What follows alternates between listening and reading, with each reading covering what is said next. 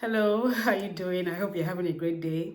Today I move on to the part 2 of how Nigeria differs from Sweden. I was talking about the after school culture in Nigeria compared to that of Sweden when the audio suddenly disappeared. So I was saying that after school in Nigeria, it is common for students to have extra lessons. Usually a parent will approach a teacher and say, I would like for you to engage my child after school for maybe an hour or an hour, 30 minutes. They decide on the price. These extra lessons sometimes happen because the parents has to work and will not be able to come pick up the child at the time the school closes. So they just leave the child in the care of a teacher to teach their child. And then by the time they are done with the lesson, the parents also will have closed from work or from their business and then just come and pick up the child. Another reason why these lessons take place is because Nigerian schools are very competitive. Every parent wants their child to top the class, so they do these extra lessons to make sure that the child excels exceedingly at the end of the school session. But here in Sweden, what we have is fritid. Fritid, basically in English, it translates to leisure. So in fritid here in Sweden, it's an after-school activity too, but they don't do any classwork. No math, no English, no nothing. No. Instead, they do arts, they do some other fun things. I understand that the older classes do baking, they do cooking, they do swimming, just a lot of extracurricular activities. The kids are just having a chill time, having a nice time in a cozy environment, just enjoying themselves. That's what they do. They don't do any school learning. Free tea usually closes by 6, so before 6 you have to get there and go and pick up your child. So free tea allows parents who work to be able to concentrate on their job, and then usually most offices here close by 5 o'clock. So before 6 you're already at your child's school to go pick them up. And in frities here in Sweden, children are given snacks, they're given food. So you're not just dropping the child there and then you're worried sick wherever you are that, my child is hungry, my child has not eaten. Here, they give them, while they are there in the fritid, they give them snacks and they give them food also. So in the part 1, I mentioned the transport system between the two countries. But what I did not mention is the fact that buses in Nigeria are not quiet. People are always talking. In Nigeria, you don't need to know anybody. You meet people in the bus and you are talking all through from where you enter to the bus stop where you alight.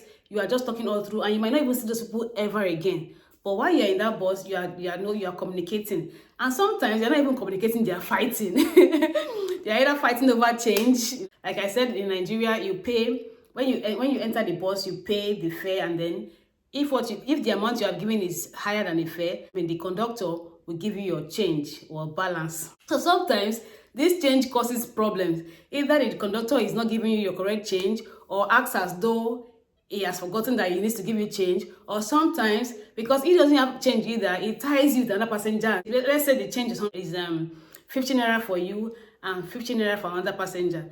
The conductor does not have 250 naira to give to each person. So what he will do is that he will give 100 naira to one person and say, you guys should go look for how to divide the money, and then before you know, there's commotion and everything. So even in the bus, passengers fight each other, either because you have the difference in opinions, or because something just happens. So you're either conversing amicably or you're fighting in the bus.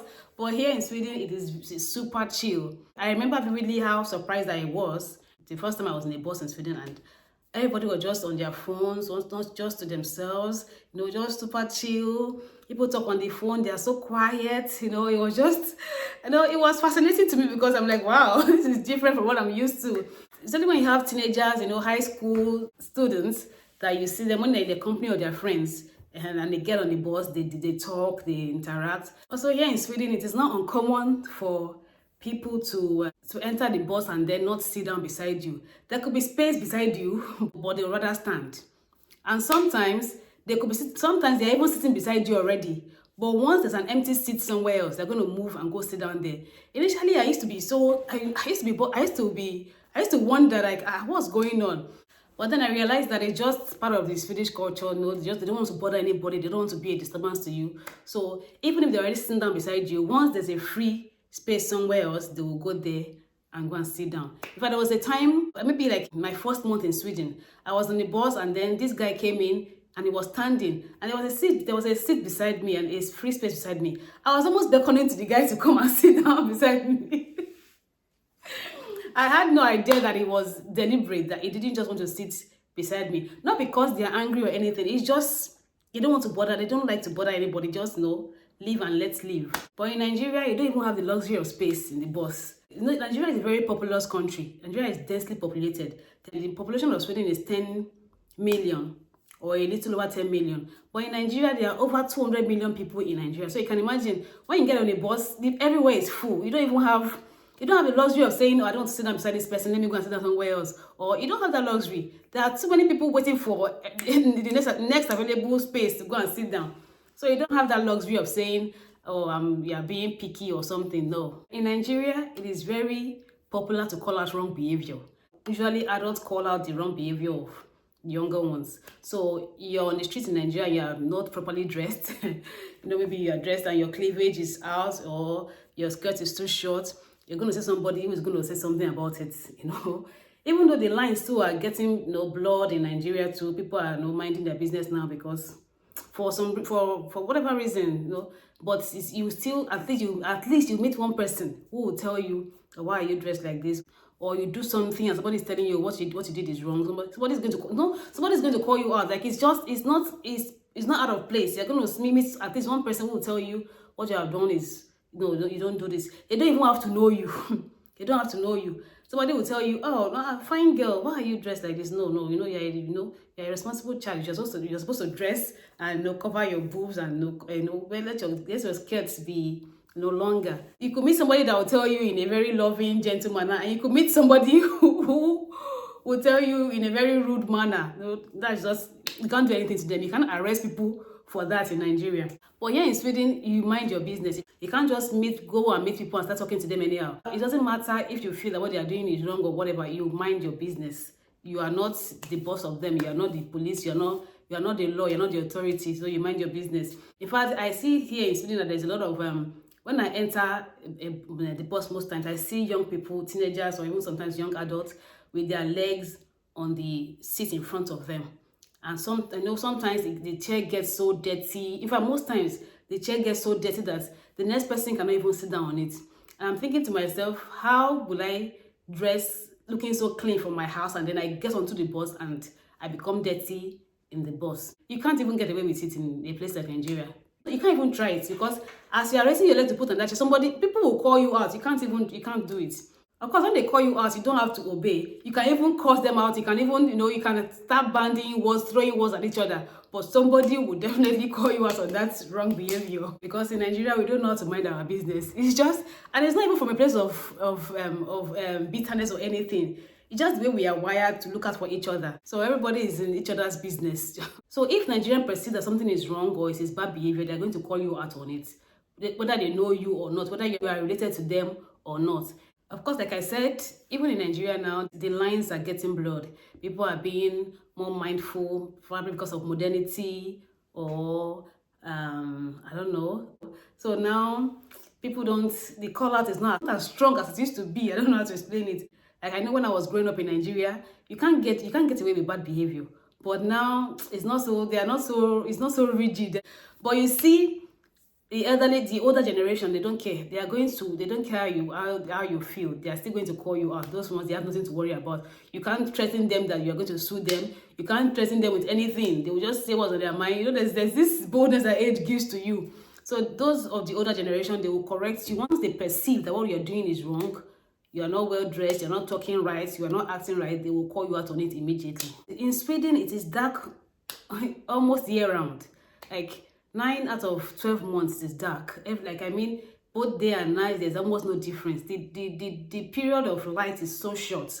It's mostly dark than bright. It's only in the summer period, the summertime that you have. And even then, even in the summer, it gets so bright that even at night, it is still bright. You can imagine. And then during the winter and the rest of the year, it is dark. But in Nigeria, it is bright all through the year. Every day of the year, it is bright. And then at night, it gets dark, normal. In Nigeria, we also have periods where we say it is a longer day and shorter night. And then sometimes you also have longer nights and shorter days. What happens then is that, let's say you've been waking up by 6 a.m. every day in Nigeria, and by that 6 a.m. it's already bright. A time will come when that same 6 a.m. it will still be dark. It's not as intense as it is here in Sweden. When I was in Nigeria, I took the sun for granted. In fact, we always complain about the sun. Oh, this sun is too hot, I'm sweating, I'm hot, and all that. And then when you see any available shade, you want to run under it to go and hide from the sun. Maybe there's a big tree somewhere, or there's an umbrella somewhere. You want to run under it and just go and hide there. But here in Sweden, the reverse is the case. Now, I run away from the shade because it is cold in the shade. I want to run out into the sun and just let the sun ray warm me up. Even though the sun is not as intense as what we have in Nigeria, but it's still better than just being in the cold. This video is getting long, so there's obviously going to be a part 3. But before I go, let me mention that in Nigerian schools, I mean primary and secondary schools, every term ends with a major activity. It could either be a culture day or color day or inter-house sport or prize giving day, graduation or Christmas party or something. Every school term ends with a major activity. Usually the second term ends with either culture day or inter-house sports. The first term usually ends with Christmas party because it usually coincides with the Christmas period. Then the third term ends with the prize giving day and the graduation ceremony. These activities are usually very tasking on the teachers and even on the parents because they have to pay. They are not free. You pay for these activities. In Nigeria, I was a teacher. I also had my child in school. So I didn't enjoy these programs at all because sometimes you are broke and you still have to cough out a particular amount of money to buy a costume for your child or, pay for one thing or the other. And as a teacher, you are a chorister, you are a dancer, you are an artist, you are everything all together. And it's not like you are being paid extra money for the extra work you're doing. And honestly, I didn't understand the idea of giving out gifts to children who have done well. I feel that it discourages others. People have argued that when those who didn't do well see those that did well receiving prizes, they would be motivated, they'll be encouraged to do better in the next school year. But that's not always true because as a teacher, I usually hear my students tell me that when I'm even trying to encourage them that you should start reading now, don't wait until exam period to start reading. They will tell me, we already know those who will get the prizes anyway, so why am I bothering myself? I already know those who will be called to the podium to come receive prizes, so why am I going to bother myself? Why am I going to stress myself? So I'm thinking to myself, so what's now the point of this gift? The idea is that others who did not do well will be encouraged to do well. But now, they are even more relaxed now. When I tell them, don't say that, they'll start mentioning the names to me. They'll start mentioning the names of those they know will come first, second, third. Those that will be best in maths, best in English. They start calling out the names to me. I'm like, have you given up on yourself?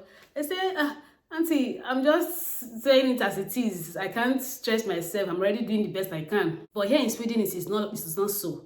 There is no such thing as end of the session prize giving or whatever. My daughter now is in grade 1, and their work is never graded. They don't take any exams, nothing, because they're just kids. They're just there to chill and learn a few things, but there's no competition. Kids are just being kids, and they're not rivals. They're not competing over anything. They don't start writing exams until much later. Maybe when they're in grade 3 or grade 4. My daughter it was just this year, they started giving her homework. Throughout last year, she was just going there to chill, just learn and come home, relax. They didn't start giving her homework until she got into grade 1. Here, they simply teach you to know. There is no rivalry. They're not teaching you to be ahead of anybody or what. No, everybody will have an idea of what they are being taught in class, and it ends there.